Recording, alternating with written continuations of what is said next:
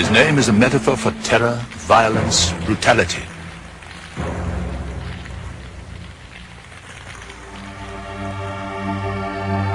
His onslaught against the downtrodden of London has rarely been equalled for savagery.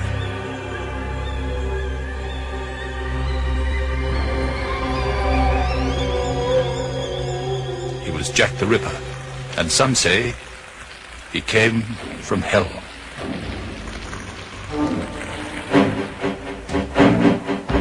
Beyond what is known lies an unexplored world of shadows and phantoms.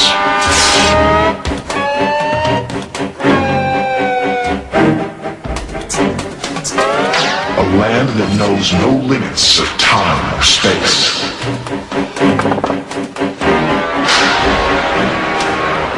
From the dawn of discovery to the nightfall of catastrophe.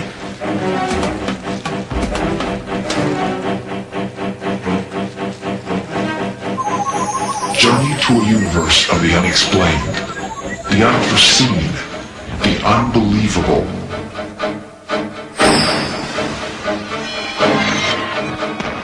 A place where myth and legend are law, superstition a science. A place beyond reality, where no question will go unanswered.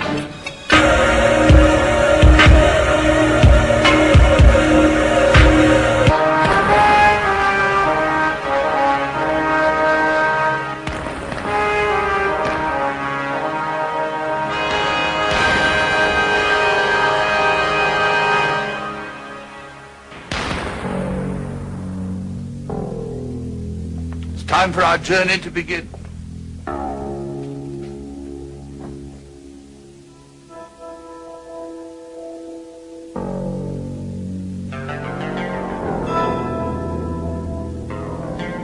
The crimes are notorious, the criminal unknown.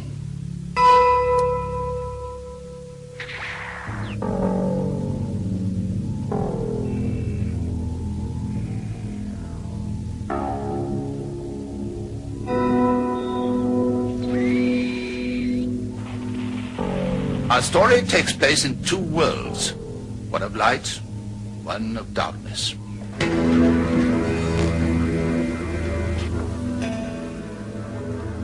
The residents of London were recently brought to an intense state of alarm and terror by the most lurid crimes that human imagination could conceive and human fiend could perpetrate. Last night, September the 8th, police discovered the brutally cut body of Annie Chapman, believed to be the second victim of the Whitechapel murderer. She was found in Hanbury Street, and she had been most terribly mutilated.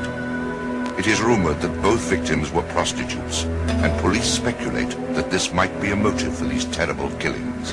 And tonight, in Whitechapel, fear walks the streets. Frightened? Of course I'm frightened. I hope they hang the bloody bastards. Devil.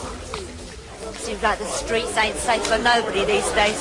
There's two of us he's already cut to shreds, and the peelers, they just sit on their hands.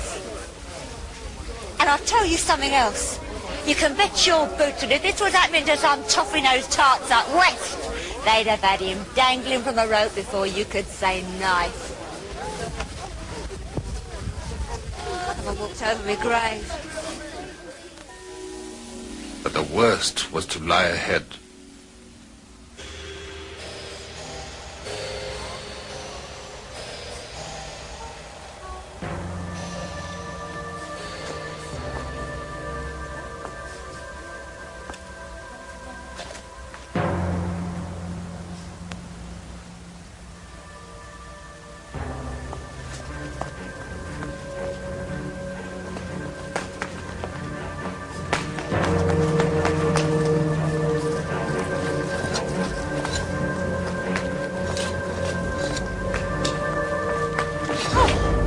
Early morning of September 30th, two murders occurred within minutes of one another, as Long Liz Stride and Catherine Eddowes came face to face with whom? No one knew. And that mystery has baffled criminologists ever since.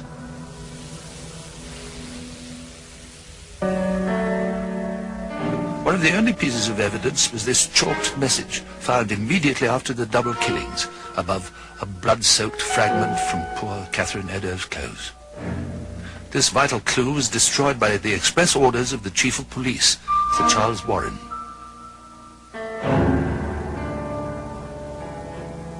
Warren claimed that Jouets referred to Jews, maintaining that he destroyed the evidence to prevent persecution of the local Jewish population. Why Warren refused to even allow a photographer to take a picture before rubbing out this message, no one knows.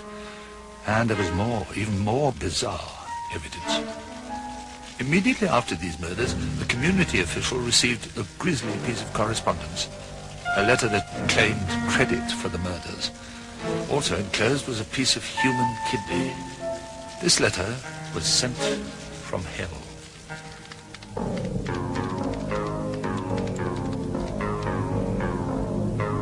It was a puzzling 2-month interruption in the Ripper's ghastly work. But on November the 9th, he struck again. Unlike the other murders, Mary Kelly was killed in her room. After that, nothing. The murders ended as abruptly as they began. Who was Jack the Ripper?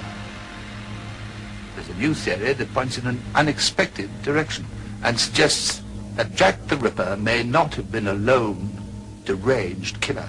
In fact, it claims there may have been a method to the Ripper's madness. I don't have to answer those questions, but I certainly have nothing to hide. You say Jack the Ripper was a whole crowd of killers, and I was among them. My apologies. It's such an absurd notion. One of the most controversial theories about Jack the Ripper was presented in a book called Jack the Ripper, The Final Solution. The book's author was Stephen Knight, a BBC researcher acting on a tip from Scotland Yard.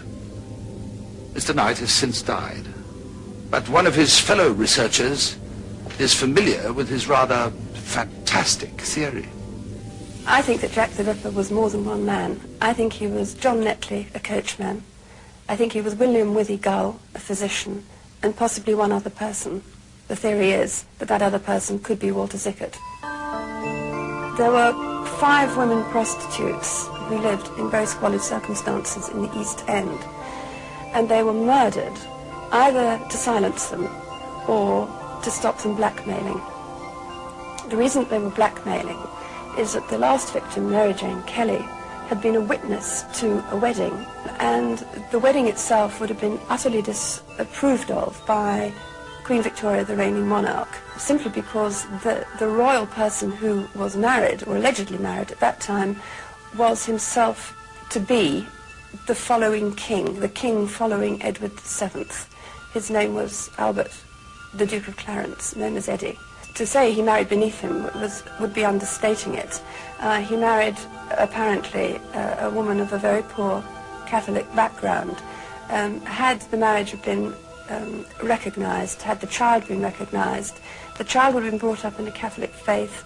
The throne of England would have had to have gone to a Catholic monarch and would have upset the establishment of Britain and possibly led to revolution.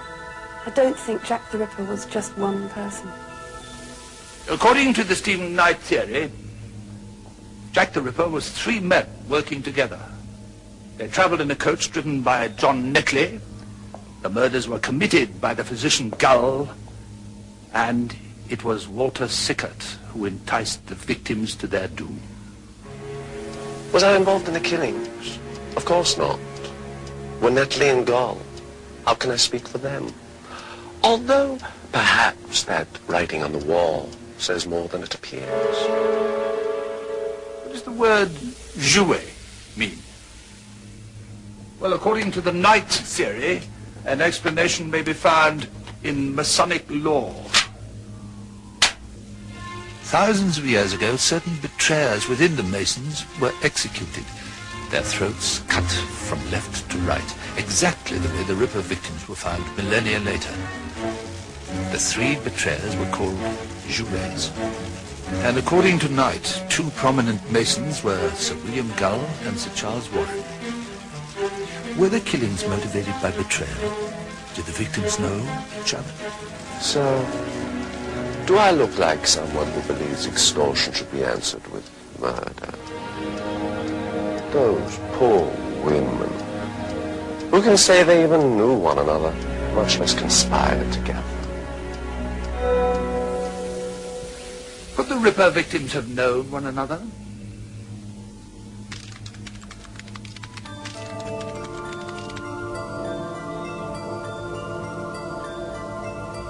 Annie Chapman and Liz Stride lived in the same building. Mary Nichols and Mary Kelly close nearby. Catherine Eddowes minutes away. They could easily have known one another. The blackmailers were Mary Kelly, Annie Chapman, Long Liz Stride, Mary Nichols. Ripper victims 1, 2, 3, and 5. Catherine Eddowes was number 4.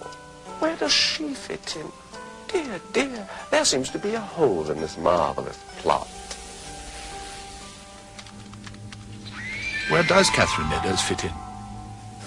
Someone walked over my grave. You're not going to use my name, ain't you? My name's Kath Eddowes. But I go by the name of Kelly now, since I live with my John. He's a lovely bloke. Regular gentleman he is. Most of the time. Perhaps Catherine Eddowes was mistaken for Mary Kelly, and when the mistake was realized, the killer, or killers, returned one last time.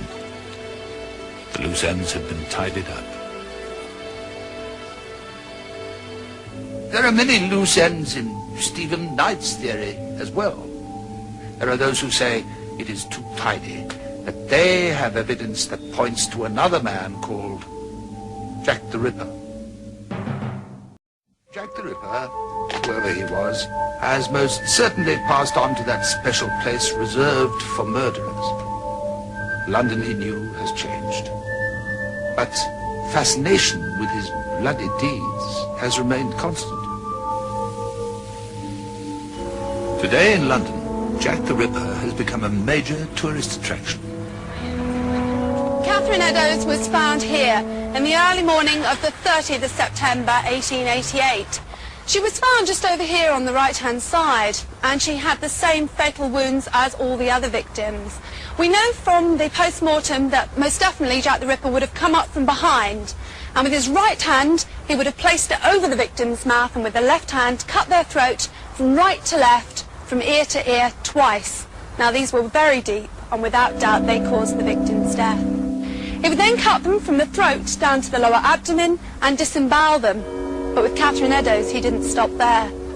I want to go back and be able to tell everybody what I saw and what I heard, and give them a little more information about Jack the Ripper. It is fascinating. So repulsive and gory. It's just very interesting. I think Jack the Ripper is probably the most fascinating historical murderer that we have. And because no one's ever been caught, that's even more fascinating. I think Jack the Ripper, everybody, no matter what age, knows about him or her. Jack the Ripper, I believe, touches a nerve that we can all recognize. If any one of us ever, at any occasion, said, I would like to kill him or her or them, then I think we can recognize who Jack the Ripper really was and is. He's all of us.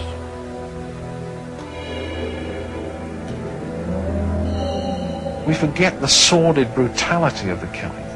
And Jack the Ripper is now becoming like Dracula. He's becoming sort of like Robin Hood. He's now more fiction than fact, and he's moving more and more away from the reality. My purpose was to sort of push us back to the reality, because there is still time to get evidence. We're still near enough to be able to perhaps find things which may be lost in just a few years. Donald Rumbelow has had 20 years' experience on the London police force. He has used his background to study the murders, and he discounts the conspiracy theory of Stephen Knight. Stephen's theory is a very interesting one, but it is nonsense. When you look at his book, you find it sort of very skillfully put together. It's very convincing. But you will find, for instance, when you dissect it, that chapter 1, he begins by saying, let us suppose that. And on that supposition, he builds a fact. So at the end of the book, you have got a very convincing portrayal and a very convincing argument of the great Freemason conspiracy, of the marriage of the Duke of Clarence, of the involvement of Sir William Gull, and of the painter Walter Sickert. But it is nonsense. The whole thing is nonsense. Perhaps it should be left to Joseph Sickert himself, who collaborated with Knight on the story initially. After Knight's book was published, Sickert denied, 2 years later, Sickert denied the whole story and said that he had made it up. It's nonsense. And it is a piece of fiction, and that's how, quite frankly, the Clarence theory should be treated, as a piece of fiction. Donald Rumbelow believes a more persuasive case can be built against this man, Montague Druitt, a member of the upper classes who coincidentally committed suicide a few weeks after the last murder. But nobody can say for certain. Well, it seems that now we're back at the beginning. Still, there are facts that can guide us towards uncovering this murderer. We must just think carefully about what we've already heard and draw our own conclusions.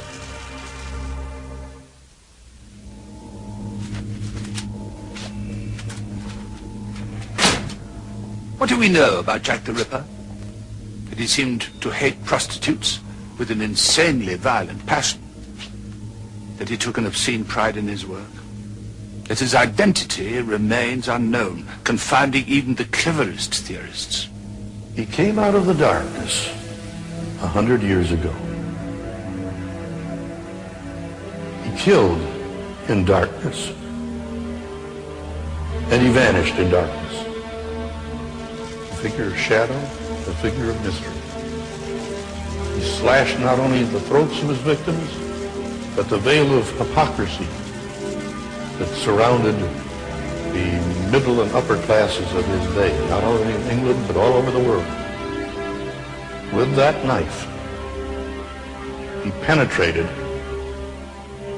the deepest secrets of our own being. And we recall him as Jack the Ripper. Time has not answered several key questions. Why did the Ripper only kill prostitutes? And who wrote the Jouet message? And what does it mean? And why did the killing stop after Mary Kelly? Then there's the confession that Walter Sickert allegedly made to his son. Were those words ever uttered? Like all of London, I was quite relieved when the murder ceased. When I no longer had to hear those cries for help. Those cries for all witnesses to step forward. If I knew anything, and I kept silent, then I would be well and truly damned.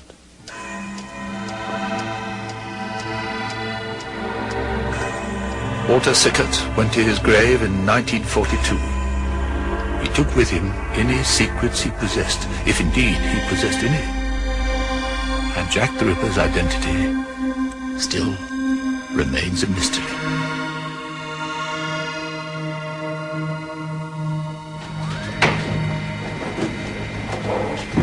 No matter who or what Jack the Ripper was, he stands as an object lesson.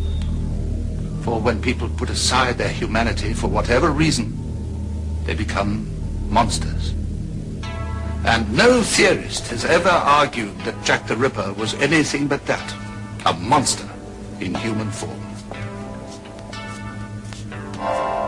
Jack the Ripper, evil with a human face.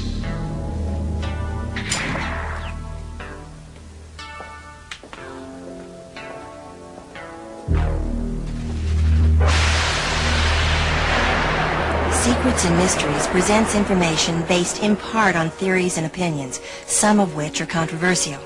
The producer's purpose is not to validate any side of an issue, but through the use of actualities and dramatic recreation, relate a possible answer, but not the only answer, to this material.